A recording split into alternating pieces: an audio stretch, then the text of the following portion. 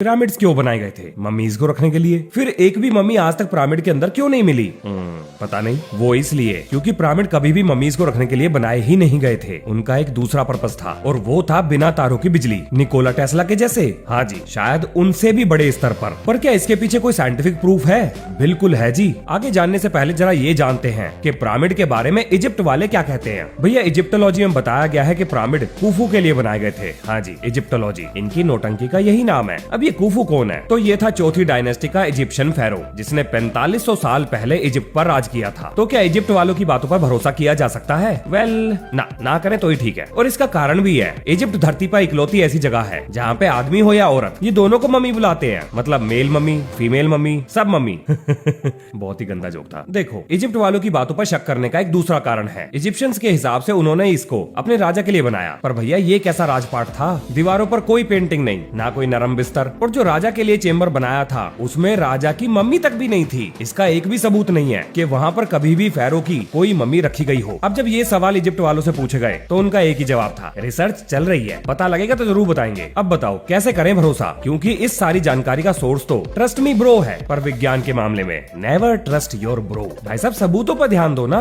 आओ दिखाता हूँ आपको सबूत। भैया 2.5 मिलियन पत्थर और 6 मिलियन टन से बना 481 फुट ऊंचा मम्मियों के रहने के लिए बनाया गया ये मकान 13 एकड़ में फैला हुआ है। लेकिन हैरानी की बात ये नहीं है, वो अब बताऊंगा। अगर इस पिरामिड को उत्तर दक्षिण पूर्व पश्चिम दिशाओं से मिलाया जाए तो ये 1 डिग्री के 15वें हिस्से तक एक्यूरेट है। और जिस 13 एकड़ की जमीन पर इसको बनाया गया है, अगर उसका लेवल देखें तो वो जमीन इतनी समतल है, यानी कि उसका लेवल बिना लेजर लेवलर के इतना परफेक्शन से हो ही नहीं सकता। मतलब आज के समय में अगर हमें जमीन को समतल करना होगा, उतना समतल करना हो जितना पिरामिड के समय किया गया था, तो हमें लेजर लेवलर का इस्तेमाल करना ही पड़ेगा। अब उन्होंने कैसे किया होगा, इसका जवाब अपने पास नहीं है। अक्सर लोग सोचते हैं कि पिरामिड की 4 साइड है, पर नहीं, इसकी 8 साइड है, जो ऊपर से देखने में आपको साफ दिखाई देंगी। ये थोड़ा कॉनकेव शेप का है। अब जिसने भी ये बनाया है उसे धरती के साइज के बारे में बिल्कुल सही जानकारी थी। अब ये कैसे साबित होगा, अभी कर देते हैं भाई साहब। अगर पिरामिड की हाइट को 43,200 से मल्टीप्लाई किया जाए तो यहाँ से निकलती है धरती की पोलर रेडियस, जो कि 99.7% एक्यूरेट है। अब ये पोलर रेडियस का क्या मतलब है? देखो, अपनी धरती पूरी गोल तो है नहीं। अब क्योंकि ये पूरी गोल नहीं है तो जगह जगह पर इसकी रेडियस बदलती है। तो अगर धरती के सेंटर से पोल तक की रेडियस नापी जाए तो उसे पोलर रेडियस कहेंगे। अगर हम इस पिरामिड के पेरीमीटर को 43,200 से मल्टीप्लाई करें तो यहाँ पर निकलता है धरती का सरकमफेरेंस इक्वेटर पर। लेकिन जरूरी सवाल ये है कि हम 43,200 की पूंछ पकड़कर क्यों बैठे हैं? कहाँ से आया ये नंबर और क्यों आया ये नंबर? भैया देखो, साल में एक दिन ऐसा आता है जब धरती पर दिन और रात बिल्कुल बराबर होते हैं। उसे कहते हैं इक्विनॉक्स, यानी जितने घंटे का दिन होगा उतने ही घंटे की रात होती है। तो उस दिन और रात 43,200 सेकंड के होते हैं। क्या ये एक तुक्का है? हो भी सकता है, पर इतना परफेक्ट कैसे हो सकता है? हाँ, यही तो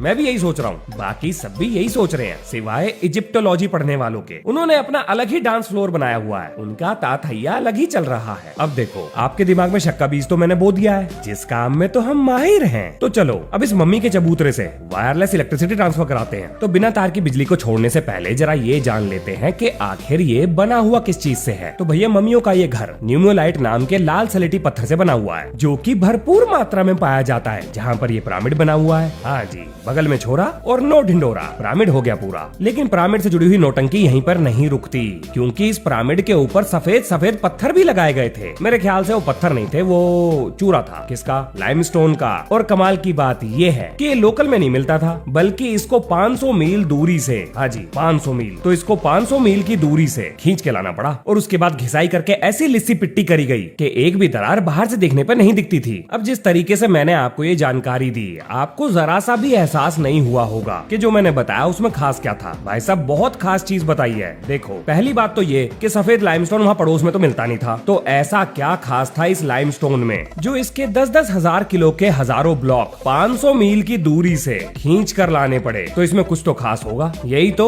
इन्हीं ऊट पटांग हरकतों की वजह से तो शक हो रहा है कि पिरामिड आखिर बनाए क्यों गए थे। तो क्या खास था इन पत्थरों में? हाँ जी, इनके अंदर मैग्नीशियम नहीं था। अब अगर इसके अंदर मैग्नीशियम नहीं है तो ये एक इंसुलेटर की तरह काम करेगा। कंडक्टर, इंसुलेटर, समझ रहे हो ना? हाँ, हम सही रास्ते पे चल रहे हैं। क्योंकि साधारण लाइमस्टोन के अंदर तो इलेक्ट्रिकल करंट फ्लो करता है, लेकिन ये वाला जो लाइमस्टोन था, यानी कि टूर लाइमस्टोन, इसके अंदर इलेक्ट्रिकल करंट ट्रेवल नहीं कर सकता था। इसीलिए ये इंसुलेटर था और इसी कारण की वजह से इसकी लिस्सी पिट्टी बनाकर पिरामिड के चारों तरफ बाहर लगाई गई थी। चलो अब जानते हैं शक का दूसरा कारण। देखो, पिरामिड का जो इंटीरियर था वो एक खास तरह के ग्रेनाइट से बनाया गया जिसका नाम था रोज ग्रेनाइट। और ये वाला पत्थर भी हजारों मील की दूरी से लाया गया था, यानी इसमें भी कुछ खास होगा। हाँ जी बिल्कुल है। इसके अंदर पाया जाता था सिलिकॉन डाइऑक्साइड। आपको जाना पहचाना नहीं लग रहा होगा, अब लगेगा। सिलिकॉन डाइऑक्साइड का दूसरा नाम है क्वार्ट्ज, जो कि आपको ज्यादातर घड़ियों में मिल जाएगा, क्वार्ट्ज की घड़ियां। अब आता है सवाल कि क्वार्ट्ज लगाकर कौन सी आफत कूट दी इन्होंने। भाई साहब बिल्कुल कूटी है, सुनो ध्यान से। क्वार्ट्ज को अगर आप जरा सा भी कंप्रेस करोगे या जरा सा भी हिलाओगे तो वो चार्ज बनाता है जिसको कहते हैं पीजियो इलेक्ट्रिसिटी। बोले तो इसका एक फेज पॉजिटिव चार्ज बनाएगा, दूसरा नेगेटिव बनाएगा। दोनों को कनेक्ट कर दो और हो गया सर्किट पूरा, और बन गया आपका करंट। इसी खास प्रॉपर्टी की वजह से ही तो इसको घड़ियों में इस्तेमाल किया जाता है, या फिर ज्यादातर जीपीएस डिवाइसेस में भी। अब भैया फेरो के लिए बनाया गया ये चबूतरा अंदर से लगभग 85% क्वार्ट्ज से बना हुआ था, और ये क्वार्ट्ज की इतनी मात्रा थी कि अगर इसको जरा सा भी हिलाया जाए या थोड़ा बहुत भी कंप्रेस कर दिया जाए तो ये जबरदस्त बिजली बना सकता था। बोले तो पिरामिड बन जाएगा पावर प्लांट। अब इससे पहले विरोध का कीर्तन शुरू हो जाए, यानी कि वो मंडली जो कि हर बात का विरोध करती है अपनी छाती कूटने लगे कि सबूत दो,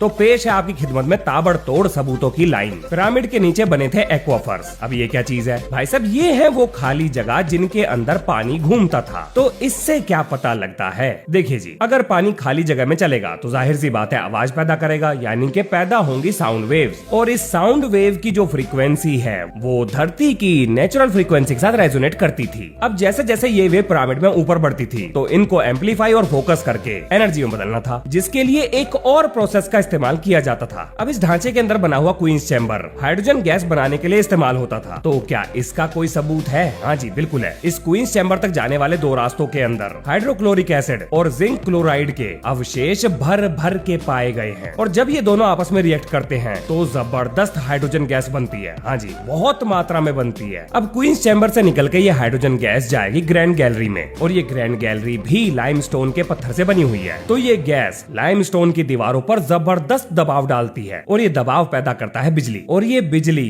इसके अंदर कैद हवा को आयोनाइज कर देती है, जिससे कंडक्टिविटी और बढ़ जाती है। अब इस गैलरी से एक रास्ता किंग चेम्बर तक भी जाता था। ये चल क्या रहा है? कोई भी रास्ता कहीं भी निकल जाता है। कोई क्वीन के चेम्बर तक जा रहा है, कोई किंग के चेम्बर तक जा रहा है, पर ये जा क्यों रहे हैं? आखिर ये नौटंकी कितनी देर चलेगी? शांत बालक शांत, टेंशन ना लो, सब समझाऊंगा। अब ये जो रास्ता था ये एक ऐसे चेम्बर तक जाता था जहाँ पर पत्थरों की 5 परतें बनाई गई थी, वो भी एक के ऊपर एक, जिनमें गैप भी था। लेकिन इन पत्थरों में खास प्रॉपर्टी थी, ये 5 तरफ से बिल्कुल स्मूथ और एक तरफ से बिल्कुल रफ कटे हुए थे। इसका क्या कारण था? देखो, हर पत्थर को वाइब्रेट करके देखा गया, और जब तक उसकी फ्रीक्वेंसी पिरामिड की फ्रीक्वेंसी से मैच नहीं हुई तब तक उसको छीलते रहे। इसीलिए पत्थर 3 तरफ से स्मूथ और एक तरफ से रफ था। वैसे इतनी नौटंकी के पढ़ने के बाद मेरा पर्सनल इंटरेस्ट पिरामिड से ज्यादा उस कारीगर में था जिसने इतनी सारी कैलकुलेशन करी होगी। आखिर कैसे करी? खैर जाने दो, आगे चलते हैं। अब देखो, यहाँ पर पत्थरों की परत तो लगा दी गई, तो ये बन गया हेल्महोल्ट्ज रेजोनेटर। अब ये कौन सा रेजोनेटर है? देखो, एक बोतल में पानी भर के जब आप उसके टॉप से फूंक मारोगे तो सीटी बजाएगा। अब बोतल के अंदर अगर आप पानी की मात्रा को घटाओ या बढ़ाओ तो सीटी की जो धुन बजेगी वो भी अलग अलग फ्रीक्वेंसी पर होगी। ठीक इसी तरह से ये जो पत्थर लगाए गए थे, अगर इन पत्थरों को घटाया या बढ़ाया जाए तो पूरे पिरामिड की फ्रीक्वेंसी बदल सकती थी। अब भैया यहाँ पर कुछ लोग ये भी कह सकते हैं कि ये तो पूरा तानपुरा था, मतलब म्यूजिकल इंस्ट्रूमेंट, इससे बिजली कैसे बनी थी? हाँ, ये बात तो सही है, लेकिन ये बात सन 2018 तक ही सही थी, क्योंकि उसके बाद जो हुआ उसने ही तो ये साबित किया था कि मम्मियों के लिए बनाया गया ये अखाड़ा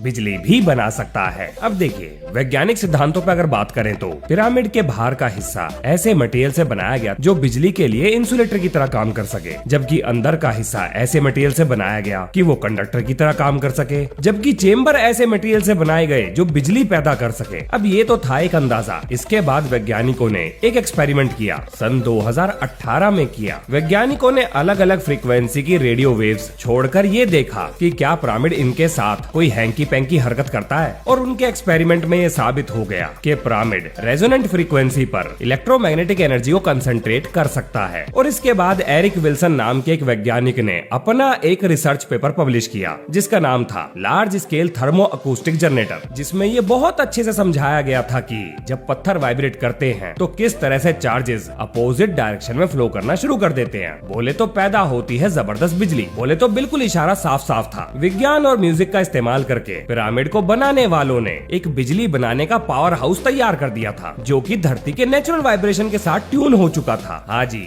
ये वही वाइब्रेशन है जो चांद के द्वारा हाई और लो टाइड लाने पर धरती में महसूस किए जाते हैं। अब ये जो टेक्नोलॉजी है ये हजारों साल पहले बन चुकी थी। जब मैंने इसके बारे में पढ़ा तो मेरा भी दिमाग घूम गया, क्योंकि अभी तक प्रकृति में दी हुई हर चीज की कॉपी कैट करने वाले हम लोग इसको कॉपी नहीं कर पाए। तो भैया अब तक हम इजिप्ट पहुंच चुके हैं, पिरामिड बनाने का माल पानी देख चुके हैं, अंदर बाहर का मटेरियल जान चुके हैं और नायाब कारीगरी के पीछे की गई मिस्त्रीगिरी के बारे में भी सब कुछ जान लिया। हमने ये भी जान लिया कि वो बिजली बना सकता है। अब आता है सवाल कि इस पिरामिड से जो भारी भरकम ऊर्जा बनाई गई उसको बाहर कैसे निकालें। हाँ जी, तो देखो जी, इसमें से ऊर्जा निकालने का एक ही तरीका था और वो था वही सेम तरीका जो निकोला टेस्ला ने अपनाया था, या फिर मैं यूं कहूं कि पहले पिरामिड वालों ने अपनाया और उसके बाद निकोला टेस्ला को पता नहीं कहां से ये ख्याल आया, लेकिन उन्होंने भी यही सेम तरीका अपनाया। तो हम चलते हैं वार्डन क्लिफ के टावर पर। ये जो वार्डन क्लिफ का टावर था ये भी एक्वाफर के ऊपर बना था। इसमें भी कॉपर की रॉड्स जमीन में गहराई तक पानी से जाके टच होती थी और जब इलेक्ट्रिसिटी बनती थी तो ये इस टावर की मदद से टावर के ऊपर जो एटमॉस्फेयर था उसकी मदद से दुनिया के किसी भी कोने में भेजी जा सकती थी। अब पिरामिड भी एक्वाफर के ऊपर बने थे, उनके नीचे भी हमें कॉपर की रॉड मिली है। हाँ जी, भारी भरकम मोटी मोटी लंबी गहरी रॉड मिली है। अब अगर किसी तरह से पिरामिड के ऊपर सोने का,